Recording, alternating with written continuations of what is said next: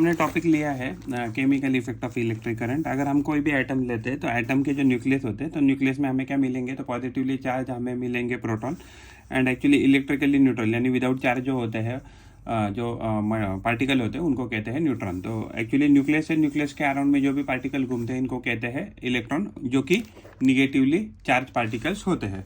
Atom क्या होता है, एटम एक्चुअली तीन चीज़ों से बना रहता है मेजरली। प्रोटॉन जो पॉजिटिवली चार्ज है, फिर उसके बाद है न्यूट्रॉन की जो इलेक्ट्रिकली न्यूट्रल होते हैं यानी उनके ऊपर कोई भी चार्ज नहीं होता है। उसके बाद होता है इलेक्ट्रॉन जो निगेटिवली चार्ज होते हैं। तो प्रोटॉन होते हैं पॉजिटिवली चार्ज, इलेक्ट्रॉन होते हैं निगेटिवली चार्ज, और जो न्यूट्रॉन होते हैं उनके ऊपर कोई चार्ज नहीं होता यानी वो इलेक्ट्रिकली न्यूट्रल होता है। अगर आप पीरियोडिक टेबल में मान लीजिए जो भी एलिमेंट है, अगर उसके अगर फ्री स्टेट की अगर बात करें तो फ्री स्टेट में जो भी एटम होता है वो इलेक्ट्रिकली न्यूट्रल होता है, उसके ऊपर कोई भी चार्ज नहीं होता है। कंडक्टर्स क्या होता है कि ऐसे सारे मटेरियल की जो उनमें से करंट को पास यानी कि फ्लो ऑफ इलेक्ट्रॉन को पास होने देते हैं यानी कि इलेक्ट्रिक करंट को पास होने देते हैं, उनको ही क्या कहते हैं, कंडक्टर्स ऐसे कहा जाता है। तो कंडक्टर्स है फॉर एग्जांपल कॉपर है, देन एल्यूमिनियम है, देन गोल्ड है एंड उसके बाद सिल्वर है। अगर इलेक्ट्रिकल कंडक्टिविटी की बात करें तो इलेक्ट्रिकल कंडक्टिविटी क्या होती है, इलेक्ट्रिकल जो कंडक्टिविटी है तो एक्चुअली वो कैपेसिटी होती है कि एक कोई भी मटेरियल है वो कितना इलेक्ट्रिक करंट पास करता है उसमें से, तो उसको कहते हैं इलेक्ट्रिकल कंडक्टिविटी। तो मेटल होते हैं they do have a very high electrical conductivity. जितनी इलेक्ट्रिकल कंडक्टिविटी ज़्यादा उतना एक्चुअली वो मटेरियल क्या करेगा, उतना ज़्यादा इलेक्ट्रिक करंट उसमें से पास करेगा। इंसुलेटर्स क्या होते हैं, ऐसे मटेरियल के जो उनमें से इलेक्ट्रॉन का जो फ्लो है उनको सही से फ्लो नहीं होने देते या इलेक्ट्रिक करंट उनमें से पास नहीं होने देते, उनको ही इंसुलेटर ऐसे कहते हैं। जैसे फॉर एग्जांपल वुड है, ग्लास है, रबर है, प्लास्टिक है, ये तो क्या है इंसुलेटर्स या नॉन कंडक्टर्स कह सकते हैं इनको। तो इलेक्ट्रिकल जो कंडक्टिविटी है वो इंसुलेटर की वो 0 होती है। इसके वजह से क्या होता है कि ये प्रॉपर्टी की वजह से इंसुलेटर होते हैं, तो इंसुलेटर को हम ये यूज़ करते हैं to protect us from dangerous effect of electricity, यानी कि जो इलेक्ट्रिकल शॉक है, इलेक्ट्रिकल शॉक को बचाने के लिए हमको ह्यूमन बॉडी को बचाने के लिए हम इंसुलेटर यूज़ करते हैं। जो पिन ऑफ केबल होता है यानी कि जो पिन आप इलेक्ट्रिकल सॉकेट में डालते हैं तो वो मेटल्स के बने रहते हैं, because metals are very good conductors of the electricity. जो बॉडी ऑफ केबल है यानी कि जो वायर होती है, तो वायर के ऊपर जो भी कोटिंग रहता है या इंसुलेशन रहता है वो किसका रहता है, इंसुलेटर्स का रहता है, because the insulators do not allow the electric current to pass through them. Semiconductors क्या है, सेमीकंडक्टर्स ऐसे मटेरियल्स है कि जिनकी इलेक्ट्रिकल कंडक्टिविटी किनके कंडक्टर्स एंड इंसुलेटर के बीच में आती है, in between conductors and insulators. तो सेमीकंडक्टर जो होते हैं तो अलग अलग प्रकार के हैं, तो उसमें से एग्जांपल है फॉर एग्जांपल सिलिकॉन है, जर्मेनियम है, गैलियम आर्सेनाइड है, तो डिफरेंट सेमीकंडक्टर्स होते हैं। तो सेमीकंडक्टर्स अभी nowadays are being used in semiconductor chips बनते हैं सेमीकंडक्टर से, और वो सेमीकंडक्टर जो चिप्स है वो इलेक्ट्रॉनिक चीज़ों में इस्तेमाल किए जाते हैं। जैसे मेटल में actually electric current electron through pass करते हैं, वैसे ही अगर मान लीजिए कोई लिक्विड लेते हैं तो लिक्विड भी क्या करते हैं, इलेक्ट्रिक करंट को पास करते हैं। बट लेकिन ओनली इनली लिक्विड के केस में क्या होता है, जो इलेक्ट्रिक करंट होता है वो पास होता है in the form of ions. Some liquid also conduct electric current, such liquids are called as electrolyte, यानी कि ऐसे लिक्विड जो इलेक्ट्रिक करंट को पास करते हैं उनको इलेक्ट्रोलाइट ऐसे कहते हैं। नॉन इलेक्ट्रोलाइट क्या है कि ऐसे लिक्विड जो इलेक्ट्रिक करंट को उनमें से पास होने नहीं देते हैं, तो उनको कहते हैं नॉन इलेक्ट्रोलाइट। तो इनडायरेक्टली हम इसको कह सकते हैं इलेक्ट्रोलाइट, ये जो है ये कंडक्टर्स कह सकते हैं, और ये नॉन इलेक्ट्रोलाइट है इसको इंसुलेटर्स ऐसे कह सकते हैं। इलेक्ट्रोलाइट जो है तो इलेक्ट्रोलाइट कौन कौन से होते हैं, तो सोल्यूशन, यानी कि जब भी हम सोल्यूशन लेते हैं खास करके एक्चुअली वाटर सोल्यूशन जो होता है, एक्वस सोल्यूशन जो होता है वो एसिड का होता है या बेस का होता है या सॉल्ट का होता है, वो इलेक्ट्रोलाइट्स होते हैं। For example hydrochloric acid, sulphuric acid, potassium hydroxide, then उसके बाद सोडियम हाइड्रोक्साइड, उसके बाद सोडियम क्लोराइड, उसके बाद कॉपर सल्फेट, ये सॉल्यूशंस है जो इलेक्ट्रिक करंट को पास करते हैं और इलेक्ट्रोलाइट जैसे बिहेव करते हैं। अगर प्योर डिस्टिल्ड वाटर लेते हैं या डिस्टिल्ड वाटर होता है वो नॉन इलेक्ट्रोलाइट होता है, यानी वो उसमें से इलेक्ट्रिक करंट को पास होने नहीं देता है। How electrolyte conduct electricity, electrolyte क्या होता है, इलेक्ट्रोलाइट में जो भी कंडक्ट ऑफ इलेक्ट्रिसिटी होता है वो थ्रू आयंस होता है। एटम क्या होता है, अगर कोई भी एटम अगर एक इलेक्ट्रॉन लॉस कर दे तो वो पॉजिटिव में कन्वर्ट हो जाते हैं, उसको कैटायन ऐसे कहते हैं। एटम अगर इलेक्ट्रॉन गेन कर ले तो वो निगेटिव आयन में कन्वर्ट होता है, उसको एनायन ऐसे कहते हैं। मान लीजिए कभी भी मान लीजिए कटायन एंड एनायन अगर केमिकल रिएक्शन करके एक दूसरे के साथ केमिकल बॉन्ड बनाते हैं तो उसको आयनिक बॉन्ड ऐसे कहते हैं, और उससे जो भी कंपाउंड बनेगा उसको कहते हैं ionic compound. For example NaCl अगर हम लेते हैं तो NaCl है तो ये कटायन है Na+ और एनायन है Cl-, तो इससे बना रहता है और एक आयनिक कंपाउंड है, एक सॉल्ट है।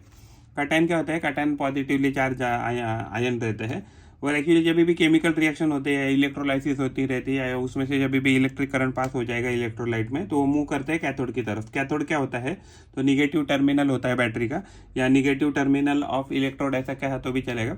एनायन जो होते हैं वो निगेटिवली चार्ज होते हैं, जब जैसे इलेक्ट्रिक करंट पास होता है तो वो कहाँ मूव करते हैं, तो एक्चुअली वो एनोड की तरफ या positive terminal of the battery या पॉजिटिव इलेक्ट्रोड की तरफ मूव करते हैं। अगर हम मेटल की बात करते हैं तो इलेक्ट्रॉन जो मेटल्स में क्या होता है कि इलेक्ट्रिक करंट इलेक्ट्रॉन के थ्रू कैरी होता है।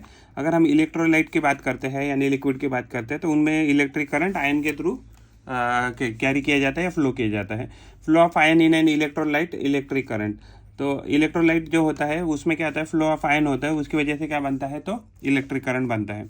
स्ट्रॉन्ग इलेक्ट्रोलाइट क्या है, तो एक्चुअली ऐसा लिक्विड है, ऐसा मटेरियल कि जो पानी में जाने के बाद कम्प्लीटली आयनाइज हो जाता है, तो उसको एक्चुअली स्ट्रॉन्ग इलेक्ट्रोलाइट ऐसे कहते हैं। When dissolved in water it ionizes completely, so it has a high electric conductivity, यानी कि उसकी जो करंट कैरिंग कैपेसिटी है बहुत ज़्यादा होती है। The number of ions are together in solution, यानी कि the number of ions are greater in solution, तो इसमें जो आयंस होते हैं उनकी संख्या बहुत ज़्यादा होती है। They are good conductors of electricity. तो स्ट्रॉन्ग इलेक्ट्रोलाइट का एग्जांपल है हाइड्रोक्लोरिक एसिड, उसके बाद sulphuric acid, sodium hydroxide, potassium hydroxide, sodium chloride and magnesium chloride and etcetera, ऐसे बहुत सारे हैं। तो strong acids and strong bases generally क्या बनाते हैं, strong acids and strong bases क्या बनाते हैं, स्ट्रॉन्ग इलेक्ट्रोलाइट बनाते हैं। इवन जो सॉल्ट्स होते हैं तो सॉल्ट्स भी क्या बनाते हैं, स्ट्रॉन्ग इलेक्ट्रोलाइट बनाते हैं। वीक इलेक्ट्रोलाइट क्या है कि ऐसे सब्सटेंसेस जब पानी में हम डिजोल्व करते हैं तो कम्प्लीटली क्या होते हैं, कम्प्लीटली डिजोल्व नहीं करते, यानी पार्शियली वो आयोनाइज होते हैं या डिजोल्व होते हैं। तो उसके बाद क्या होता है कि all its molecule do not break down into ion, यानी उनके पूरे के पूरे जो मॉलिक्यूल्स है वो आयन में कन्वर्ट नहीं होते या डिसोसिएट नहीं होते। It is not conduct electricity significantly as compare to strong electrolyte. अगर हम उनकी जो वीक इलेक्ट्रोलाइट है अगर उनकी तुलना अगर कंपेरिजन स्ट्रॉन्ग इलेक्ट्रोलाइट से करेंगे हमें दिखेगा कि जो इलेक्ट्रिक करंट वो कैरी करते हैं weak electrolyte compare to strong electrolyte, बहुत कम इलेक्ट्रिक करंट वो अपने थ्रू पास करते हैं। उसका एग्जांपल है जैसे CH3COH यानी एसिटिक एसिड, H2CO3 यानी कार्बोनिक एसिड, उसके बाद है NH4OH यानी अमोनियम हाइड्रोक्साइड, उसके बाद है ALOH थ्राइस यानी एल्यूमिनियम हाइड्रोक्साइड है, फिर उसके बाद है H3PO4 यानी फॉस्फोरिक एसिड है। तो ये किसके एग्जाम्पल है, तो ये वीक इलेक्ट्रोलाइट के एग्जाम्पल है। Detection of weak current through and electrolyte, अगर मान लीजिए अगर हमने किसी इलेक्ट्रोलाइसिस का जो भी हमारा इंस्ट्रूमेंट है उसमें अगर मान लीजिए फिलामेंट बल्ब लगाया है तो वो क्या करता है, सिर्फ ओनली स्ट्रॉन्ग करंट ही डिटेक्ट करता है, but it can not detect the week electric current. तो इसकी वजह से क्या होता है, अगर मान लीजिए कोई वीक इलेक्ट्रोलाइट है तो अगर वो मान लीजिए करंट पास कर रहा है तो जो फिलामेंट बल्ब है वो सही से उसको मेजर नहीं कर पाता है। इसकी वजह से हम किसका इस्तेमाल करते हैं, तो LED का। तो LED क्या है, तो लाइट एमिटिंग डायोड है। तो light emitting diode can detect strong and weak electric current flowing through it, यानी कि अगर छोटे से छोटा अगर करंट भी है तो भी क्या होता है कि LED उसको डिटेक्ट कर लेते हैं, उससे हमें पता लग जाएगा जो भी इलेक्ट्रोलाइट हमें दिया गया है तो वो एक्चुअली इलेक्ट्रिक करंट को पास कर रहा है क्या नहीं। एक्चुअली ये LED का एग्जांपल है, ड्राइंग है। LED में क्या होता है कि दो टर्मिनल होते हैं, पॉजिटिव टर्मिनल बैटरी के पॉजिटिव टर्मिनल के साथ जोड़ा जाता है यानी एनोड के साथ, और निगेटिव टर्मिनल जो होता है जो छोटा होता है कंपेरेटिवली वो निगेटिव टर्मिनल और बैटरी से जोड़ा जा रहता है। और ये जो LED रहता है उसके अंदर एक डायोड रहता है, तो ये डायोड का साइन है। तो ये निगेटिव टर्मिनल है, पॉजिटिव टर्मिनल है, और बुक में भी ये LED का ड्राइंग दिया हुआ है। तो अगर मैग्नेटिक कंपास लेते हैं तो मैग्नेटिक कंपास भी यूज़ किया जाता है to detect the electric current. अगर मान लीजिए बहुत स्मॉल भी करंट है तो भी मैग्नेटिक जो नीडल है वो डिफ्लेक्ट हो जाएगा, और या मैग्नेटिक कंपास का जो नीडल है वो डिफ्लेक्ट हो जाएगा। इससे हम पता लगा सकते हैं कि वायर में से current pass electric current pass कर रहा है कि नहीं।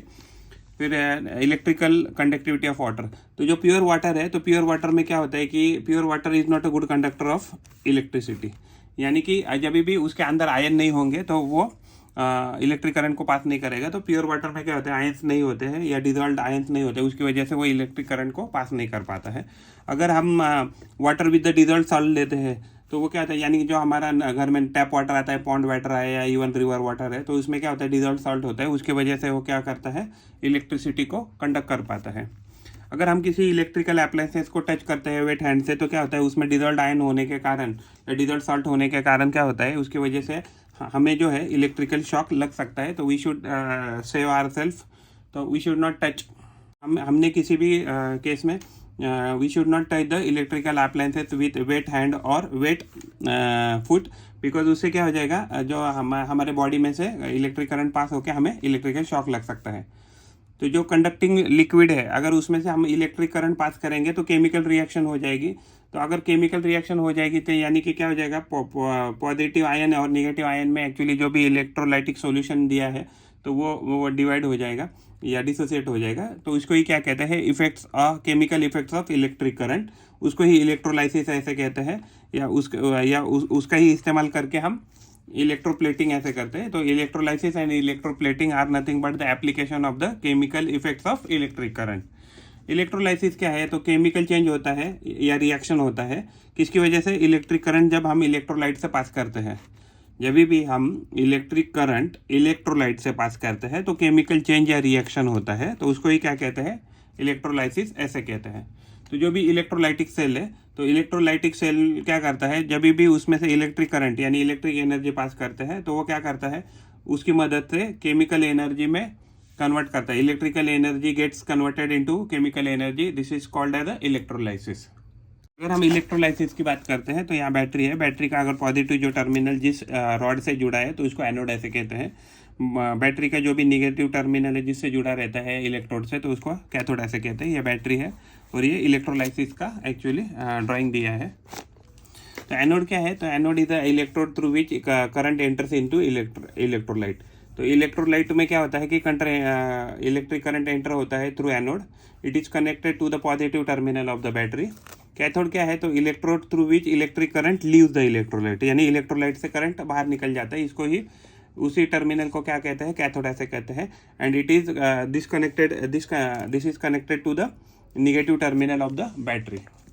इलेक्ट्रोड क्या है, तो इलेक्ट्रोड एक्चुअली 2 प्लेट्स होती है या 2 रॉड्स होते हैं जो इलेक्ट्रिक करंट को एंटर और लीव करने के लिए आसानी करके देते हैं या रास्ता अवेलेबल करके देते हैं, तो उसको ही कहते हैं इलेक्ट्रोड।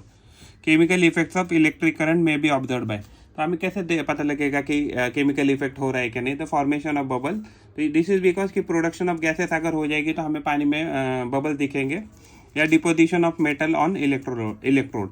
तो जो भी इलेक्ट्रोड है, इलेक्ट्रोड के ऊपर अगर मान लीजिए उसका चेंज हो गया, कलर चेंज हो गया है, उसके ऊपर हमें दिखा कि कुछ मेटल जमा हो गया है, तो उससे भी हमें पता लग जाएगा। इवन जो भी दूसरा इलेक्ट्रोड अगर उसका मान लो थिकनिंग या थिनिंग होगा तो उससे भी हमें पता लग जाएगा। Change in colour of electrode, तो इलेक्ट्रोड का चेंज कलर से भी हमें पता लग जाएगा। इलेक्ट्रोलाइसिस ऑफ एसिडिफाइड वाटर, तो जब भी हम पानी में से उसमें से मान लीजिए हल्का सा डाइल्यूट H2SO4 या HCl अगर डाल देते हैं अगर पानी में, तो क्या हो जाएगा, तो एक्चुअली उसमें वो आयन में टूट जाएगा और उसकी वजह से हमें जो है एनोड के ऊपर ऑक्सीजन गैस मिलेगी, और जो कैथोड है तो कैथोड के ऊपर हमें हाइड्रोजन गैस मिलेगी। तो जब पानी को हमने ऑक्सीजन और हाइड्रोजन में अगर तोड़ते हैं तो उसको ही क्या कहते हैं, इलेक्ट्रोलाइसिस ऑफ वाटर ऐसे कहते हैं। इलेक्ट्रोलाइसिस ऑफ कॉपर क्लोराइड, यानी कॉपर क्लोराइड का फॉर्मूला है CuCl2, वाटर का केमिकल फॉर्मूला है H2। कॉपर क्लोराइड है, अगर इसका एक्वा सॉल्यूशन लेते हैं यानी पानी में सॉल्यूशन बनाते हैं, अगर इसमें से अगर हम इलेक्ट्रिक करंट पास करते हैं तो क्या हो जाएगा, हमें कैथोड के ऊपर कॉपर जमा हुआ मिलेगा और जो क्लोरीन गैस है वो एनोड पे हमें जमा मिलेगी। तो इसके वजह से क्या हो गया, जो हमें कॉपर क्लोराइड का जो भी सब्सटेंस मिला था उसको हमने क्या किया, अलग अलग हिस्सों में उसको डिसोसिएट कर दिया, तो इसको कहते हैं electrolysis of copper chloride. Electrolysis है उसके बहुत सारे एप्लीकेशन है, तो उसमें से एक एप्लीकेशन है इलेक्ट्रोप्लेटिंग।